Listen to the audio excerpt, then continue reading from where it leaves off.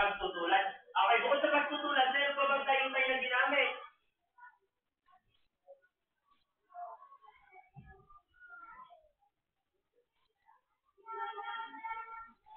Meron pa ba? Sa inyo palagay, meron pa bang tayo na ginamit?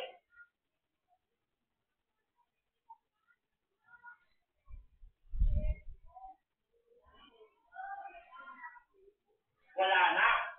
Wala na ba? Bako? Pagmamalabig. Okay, ang ginamit ay pagtutulan at pagmamalabig. Bakit pagtutulan at pagmamalabig? Bakit kaya? Ang sabi nito ay higit pa sa isang hayop at malansanin sila. At ang sabi dito ay gaya na ilang sa atin ay nagpala. Okay? Kaya siya ay nagpapakamalabig at pagtutulan.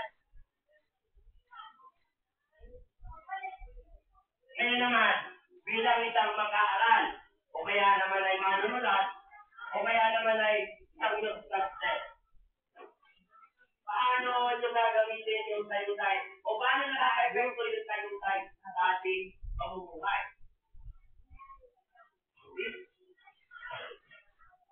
Ulitin ko ano? Ito na lang, bilang isang mag-aaral na anak, o mabait na anak, paano mo gagawin kaapit-apit o matalinaga ang pagdisipin na yung ina? Paggawa ng gawain bahay, meron pa ba doon ito? Pagsunod sa utot? Tara ba?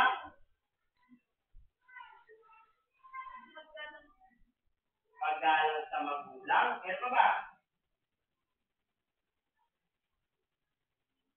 Okay, Marilosa. O, isulitin ko rin yung tanong. O, bilang isa na lang mabait na anak.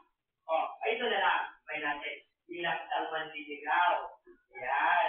O, bilang isang manliligaw mga lalaki. Paano nyo gagamitan ng magpupulaklak na salita ng mga babae? Anong sasabihin? Baga, anong salita yan? Halimbawa,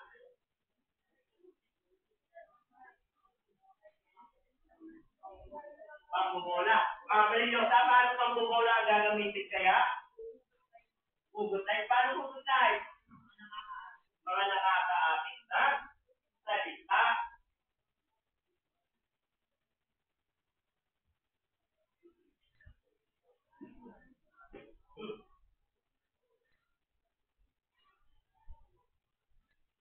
Okay, meron pa rin tayo ditong panuto.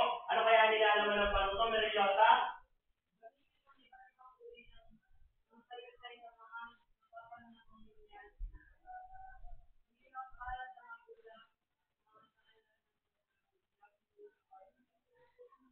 Yun yung mga sinasabi doon. Ano?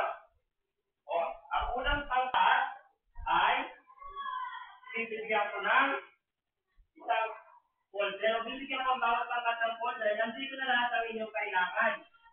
Upang, okay, ang una ay